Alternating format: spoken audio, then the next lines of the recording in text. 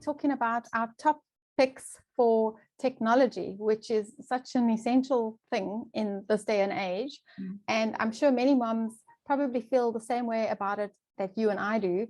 It's not really our thing. It's not our field of expertise. We use it because we need to, but it's not our passion. But yet we want our kids to have some skills so that if they're interested in it, they can, learn these 21st century skills and get jobs in the IT industry or whatever.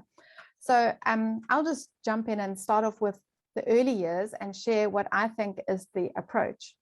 And I'm sure you're going to chip in and agree with me, but we both agree that we don't want our children sitting in front of screens too much, especially when they are little. But the point of those early years is to give our children this generous education, give them a taste of different subjects and different fields that they could go into, and see what appeals to them and see what takes their fancy. And so in my experience with one of the programs, which we'll talk about later, my oldest son got interested in electronics, and I found an online course for him that was made for home education. He went the right way through 8 modules and, really enjoyed it. With my youngest son, I thought he might like the same thing, and he didn't. And so he did it for a little while and then dropped it. And I think that's a valuable lesson for parents to learn, that sometimes we spend money on something and it doesn't necessarily captivate a specific child, but it's a lesson and you've learned something about that child and their interest, and you'll move on and find another subject that does interest them. So I think in the primary years, it's more about just introducing them to little things that they can dabble with and see see what takes. Yeah, taste here and taste there, and see where you want to stop and feast. And we found that in the primary years, people are quite dismissive about Lego. I mean, everybody knows you've got to have Lego in your home, and boys love Lego, and a lot of girls love Lego. But there is so much for kids to learn from Lego, and not only the kits are nice, where you've got your little book that you can put things together, but just bundles of Lego where kids can create things of their own imagination. Same thing with regards to bags and boxes of recycling materials and masking tape and stuff like that. It seems so old-fashioned, but it really is a nice concrete way for kids to start thinking about how things connect to other things. And it's kind of like your building blocks that you'd use in any language, or as you're building up to mathematics. It needs to be done in the concrete first. So lots of Lego in the primary school years. We also, my husband was fascinated with Lego Technique, and he's bought these kits, and he and David used to sit here and build these huge kits with pneumatics and remote controls and all that sort of thing. And he still loves playing, well, not playing, he restructures them and makes different things with all of those parts, and then he codes them. And both are, all of my kids, and then I think one of your sons was also involved in First Lego League, which is a lovely follow on from that, where you actually have the Mindstorms robot, and you can create these, and there's things that you can download that get them to do different challenges. So you can build those up as well for your kids' tech needs. And First Lego League is, I'm not sure how it's operating in this day and age, but when we did it for 3 years, it was fascinating because it gave our children an opportunity to also test themselves amongst their peers and their design and have it critiqued at the First Lego League competition. The first year that we did it with a bunch of other homeschool kids. Also, I had my eldest daughter and then my son and 4 of his friends. And you have to build a huge table on which to do all sorts of maneuvering with your robot that you've created. Plus, there is also your research project, which is based on a current issue.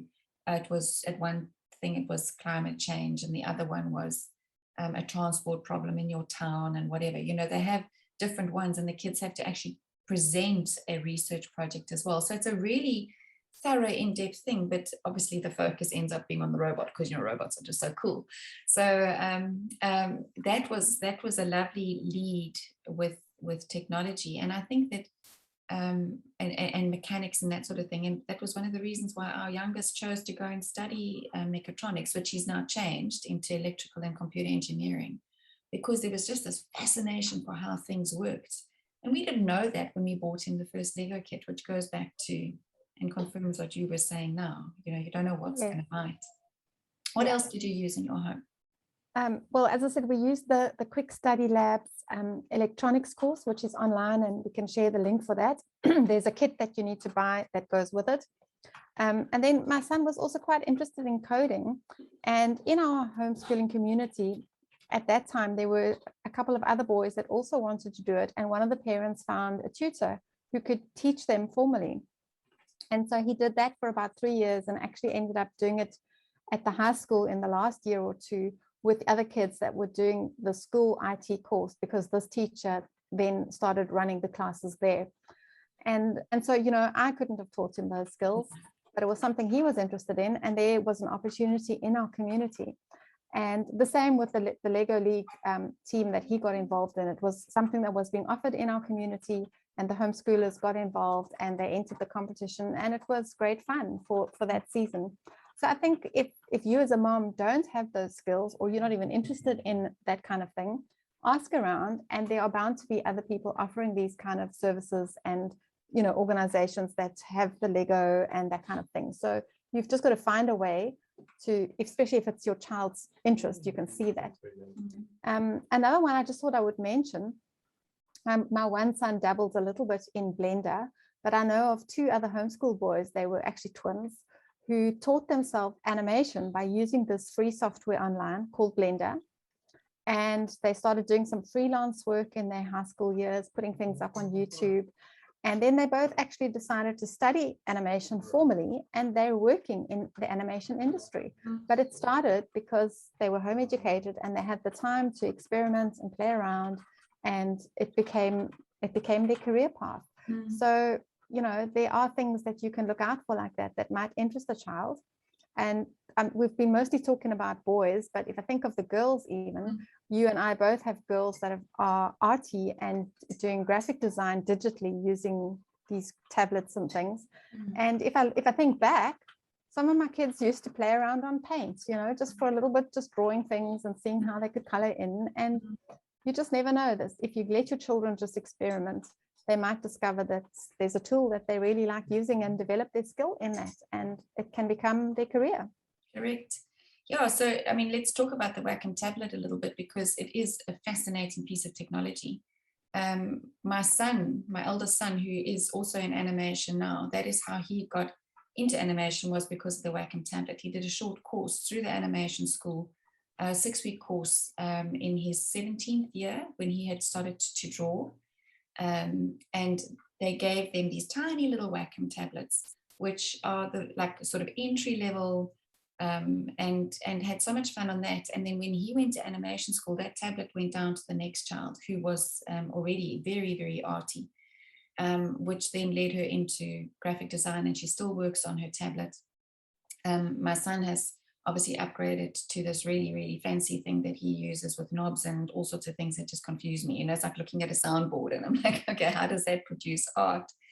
The other thing that I thought that we could mention, and I'm probably going to show up how untech savvy I am when I talk about it, but I'm going to give it my best bash, is the Raspberry Pi.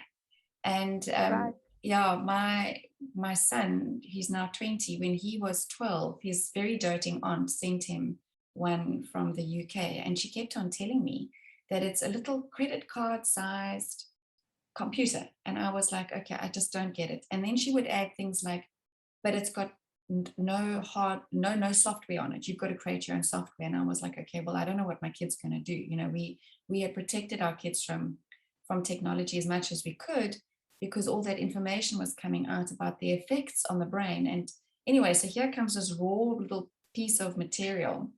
And I handed it to him and I said, I don't know what you're going to do with this, but I'm sure that you can find some stuff. And he now years later, he's just upgraded his Raspberry Pi and is running our all of our internet, our network. It's completely secure via the coding that he has taught himself on this Raspberry Pi.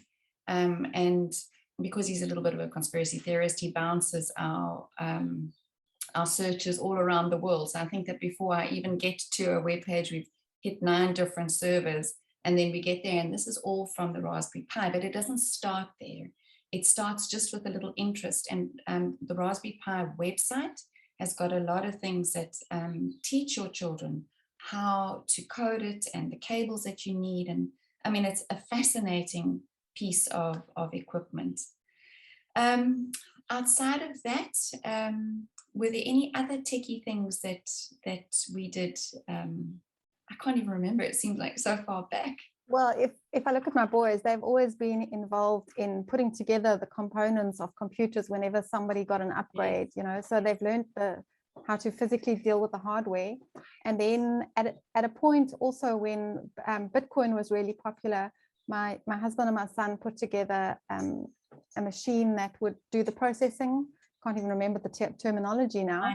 Mining Bitcoin, wasn't it? That's it. That's right. And so they bought all the bits and pieces and they built it and they maintained it, and eventually they lost interest and they sold it. But it was, you know, it was a nice project for them to do together.